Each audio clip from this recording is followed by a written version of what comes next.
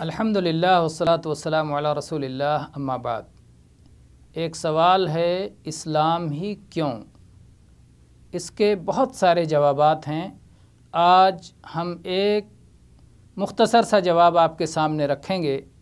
وہ یہ ہے کہ اللہ تعالیٰ نے دین اسلام کو جن امتیازی خوبیوں سے نوازا ہے، ان میں 3 خوبیاں بڑی نمایاں ہیں۔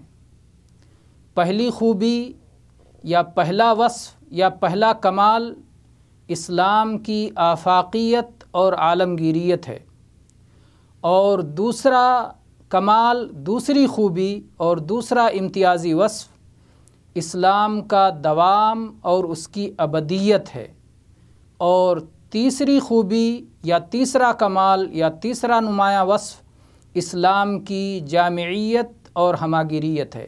اب آئیے ہم ان تینوں اوصاف کو اختصار کے ساتھ آپ کے سامنے رکھتے ہیں۔ پہلا وصف اسلام کی آفاقیت اور عالمگیریت، یعنی اسلام کے مخاطب کسی ایک نسل یا ایک ملک یا ایک خطے کے لوگ نہیں ہیں، بلکہ یہ دین ہر دور کے لیے ہے، ہر جگہ کے لیے ہے، ہر ملک کے لیے ہے، ہر زبان بولنے والے کے لیے ہے، ہر آدم کے بیٹے کے لیے ہے، بلکہ جناتوں کے لیے بھی ہے۔ اللہ تعالیٰ نے قرآن پاک میں ارشاد فرمایا، سورہ اعراف کی آیت نمبر 158 میں، قُلْ يَا أَيُّهَا النَّاسِ إِنِّي رَسُولُ اللَّهِ إِلَيْكُمْ جَمِيعًا الَّذِي لَهُ مُلْكُ السَّمَاوَاتِ وَالْأَرْضِ لَا إِلَٰهَ إِلَّا هُوَ یحیی و یمیت۔ اے اللہ کے نبی محمد صلی اللہ علیہ وسلم، آپ کہہ دیجئے، اے لوگو، میں تم سب کی طرف اللہ کا رسول بنا کر بھیجا گیا ہوں۔ وہ اللہ جس کے ہاتھ میں زمینوں اور آسمانوں کی بادشاہت ہے، وہ اللہ جس کے سوا کوئی عبادت کے لائق نہیں ہے، وہ اللہ جو موت و حیات کا مالک ہے۔ اسی طرح سے قرآن پاک کی سورہ انبیاء کی 107 نمبر آیت میں اللہ تعالیٰ نے فرمایا، وَمَا أَرْسَلْنَاكَ إِلَّا رَحْمَةً لِّلْعَالَمِينَ، ہم نے آپ کو سارے جہانوں کے لیے رحمت بنا کر مبعوث فرمایا ہے۔ اسی طرح سے سورہ فرقان کی پہلی آیت میں اللہ تعالیٰ نے فرمایا، تَبَارَكَ الَّذِي نَزَّلَ الْفُرْقَانَ عَلَىٰ عَبْدِهِ لِيَكُونَ لِلْعَالَمِينَ نَذِيرًا، بابرکت ہے وہ ذات جس نے اپنے بندے پر قرآن مجید نازل فرمایا تاکہ وہ سارے جہان والوں کو باخبر کر دے۔ اسی طرح سے سورہ نساء کی آیت نمبر 28 میں اللہ تعالیٰ نے فرمایا، وَمَا أَرْسَلْنَاكَ إِلَّا كَافَّةً لِلنَّاسِ بَشِيرًا وَنَذِيرًا، کہ ہم نے آپ کو تمام انسانوں کے لیے خوشخبری دینے والا اور ڈرانے والا بنا کر بھیجا ہے۔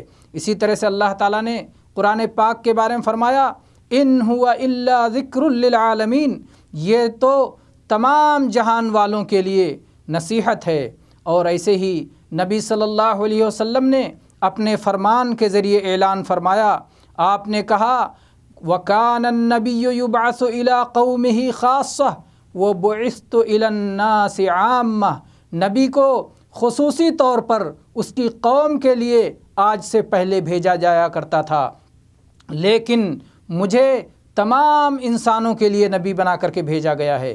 تو یہ اسلام کی آفاقیت اور عالمگیریت ہے، جو اسلام کا ایک نہایت نمایاں اور امتیازی وصف ہے۔ اب ہم چلتے ہیں اسلام کی دوسری صفت دوام اور ابدیت کی طرف۔ دوام اور ابدیت کا مطلب یہ ہے کہ اسلام کی تعلیمات کسی خاص دور کے لیے، کسی خاص زمانے کے لیے، کسی مخصوص مدت کے لیے نہیں ہیں، بلکہ یہ قیامت تک کے لیے ہیں، کیونکہ قرآن پاک یہ اللہ کی آخری کتاب اور محمد صلی اللہ علیہ وسلم اللہ کے آخری نبی اور آپ کی شریعت قیامت تک کے لیے آخری شریعت اور آخری دین ہے۔ اللہ تعالیٰ نے سورہ احزاب کی آیت نمبر 40 میں ارشاد فرمایا، ما کان محمد ابا احد من رجالکم ولکن رسول اللہ وخاتم النبیین وکان اللہ بکل شیء علیما۔ محمد صلی اللہ علیہ وسلم تم میں سے کسی مرد کے باپ نہیں ہیں بلکہ آپ اللہ کے بھیجے ہوئے ہیں، آپ رسول ہیں اور آپ نبیوں کا سلسلہ ختم کرنے والے ہیں، اور اللہ تعالیٰ کو تمام چیزوں کا مکمل علم حاصل ہے۔ اسی طرح سے ختم نبوت کا تقاضا یہ ہے کہ آپ کی تعلیمات مخصوص مدت کے لیے نہ ہوں بلکہ قیامت تک کے لیے ہوں۔ اسی لیے نبی صلی اللہ علیہ وسلم نے فرمایا ہے نحن الآخرون السابقون یوم القیامہ، کہ ہم زمانے کے اعتبار سے تو ساری قوموں کے آخر میں آئے ہیں لیکن قیامت کے دن ہم سب سے آگے رہیں گے۔ اب آتے ہیں ہم اسلام کے تیسرے وصف جامعیت اور ہماگیریت کی طرف۔ اس کا مطلب یہ ہے کہ کوئی شعبہ زندگی کا، کوئی پہلو ہماری زندگی کا ایسا نہیں ہے جس کے متعلق اسلام میں رہنمائی موجود نہ ہو، جس میں ہماری ضروری مسائل کے لیے ہدایت نہ ہو، جن میں ہماری ضروریات کے لیے تعلیمات موجود نہ ہوں۔ تمام ضروری مسائل کا حل اس دین میں موجود ہے۔ چنانچہ سورہ نحل کی آیت نمبر 89 میں اللہ تعالیٰ نے فرمایا وَنَزَّلْنَا عَلَيْكَ الْكِتَابَ تِبْيَانًا لِكُلِّ شَيْءٍ وَهُدًى وَرَحْمَةً وَبُشْرَى لِلْمُسْلِمِينَ، اور ہم نے آپ پر کتاب نازل فرمائی ہے جس میں تمام چیزوں کا بیان ہے، اور وہ مسلمانوں کے لیے ہدایت ہے، رحمت ہے، بشارت ہے۔ تو اس میں اللہ نے فرمایا تِبْيَانًا لِكُلِّ شَيْءٍ، ہر چیز کی وضاحت اور ہر چیز کا بیان اس میں موجود ہے۔ اور ایسے ہی اللہ تعالیٰ نے سورہ اعراف کی آیت نمبر 52 میں ارشاد فرمایا وَلَقَدْ جِئْنَاهُمْ بِكِتَابٍ فَصَّلْنَاهُ عَلَى عِلْمٍ، ہم ان کے پاس ایسی کتاب لے کے آئے ہیں جس کتاب کو ہم نے اپنے علم کی بنا پر تفصیل کے ساتھ، وضاحت کے ساتھ ایک مسئلے کو کھول کر جس کتاب میں بیان کر دیا ہے، جس کتاب کو ہم نے مفصل بیان کر دیا ہے۔ اور ایسے ہی اللہ تعالیٰ نے فرمایا وَكُلَّ شَيْءٍ فَصَّلْنَاهُ تَفْصِيلًا، ہم نے قرآن پاک میں تمام چیزوں کی تفصیل کو بیان کر دیا ہے۔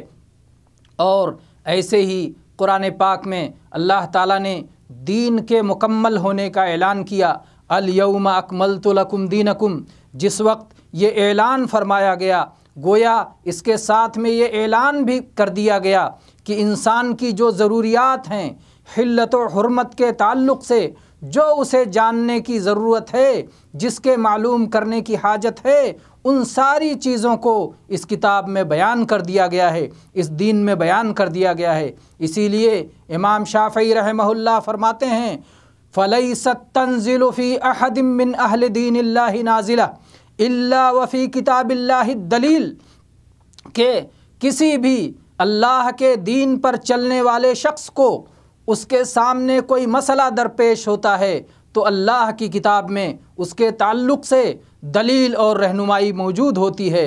امام المحدثین امام بخاری رحمہ اللہ فرماتے ہیں لا اعلم شیئا یحتاج الیہ الا وهو فی الکتاب والسنہ، کہ کتاب و سنت میں تمام ضروری مسائل کا حل موجود ہے۔ اسی طرح سے امام بخاری رحمہ اللہ سے جب پوچھا گیا کہ جب کتاب و سنت میں تمام ضروری مسائل کا حل موجود ہے تو کیا اس کا جاننا ممکن ہے؟ وَهَلْ يُمْكِنُ مَعْرِفَةُ ذَلِكَ؟ قَالَ نَعَمْ، پوچھا گیا کیا اس کی معرفت ممکن ہے؟ آپ نے فرمایا بالکل ممکن ہے۔ اسلام بدلتے ہوئے تمام حالات میں تمام عصری تقاضوں کو پورا کرنے کی مکمل صلاحیت رکھتا ہے۔ تو بہرحال کہنا یہ ہے کہ تمام ادیان کے مقابلے میں اسلام ہی کو اس لیے بھی اختیار کرنا چاہیے کہ اس کے اندر 3 ایسے اوصاف موجود ہیں جو اور کہیں نہیں پائے جاتے۔ وہ اس کی آفاقیت اور عالمگیریت ہے، اس کا دوام اور اس کی ابدیت ہے، اور اس کی جامعیت اور ہماگیریت ہے۔ اللہ تبارک و تعالی ہمیں اسلام کے امتیازی اوصاف اور اس شریعت مطہرہ کی پاکیزگی اور اس کے شمول و کمال کو سمجھنے کی توفیق عطا فرمائے اور اس پر ہمیں تا حیات ثابت قدم رکھے، آمین۔ وآخر دعوانا ان الحمد للہ رب العالمین وصلی اللہ علی نبینا وسلم۔